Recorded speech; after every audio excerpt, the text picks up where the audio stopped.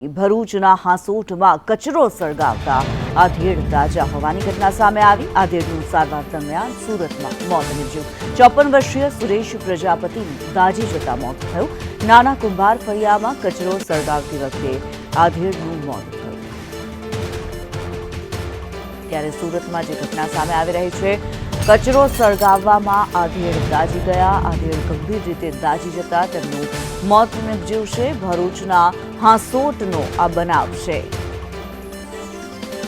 આઝમ સાલે વધુ વિગતો જણાવી રહ્યા છે। આઝમ, એક આધેડનું દાઝી જવાને કારણે થઈને મોત નીપજ્યું છે, કઈ રીતે આ ઘટના બની? ભરૂચ હોસ્પિટલથી આ જે 54 વર્ષીય સુરેશભાઈ પ્રજાપતિ છે તેમને સુરતની નવી સિવિલ હોસ્પિટલ ખસેડવામાં આવ્યા હતા। ભરૂચના હાંસોટના સ્થિત આવેલા નાના કુંભારા ફળિયાના અંદર જે મૃતક છે સુરેશભાઈ, એ પોતાના ઘરના આજુબાજુમાં જ રહેલો કચરો ભેગો કર્યો હતો। ત્યારબાદ કચરાને સળગાવવા ગયા હતા। અચાનક જ પવનની ગતિ વધી ગઈ હતી અને આગની જ્વાળ જે છે તે મૃતકના કાપડને અડી ગઈ હતી, જેથી એ ગંભીર રીતે દાઝી ગયા હતા। એમને સારવાર અર્થે ભરૂચ અને ત્યારબાદ સુરત રિફર કરવામાં આવ્યા હતા, પરંતુ સુરત લાવવા પહેલા જ એમનું રસ્તામાં મોત નિપજવા પામ્યું હતું। જી ધન્યવાદ આઝમ આ માહિતી માટે।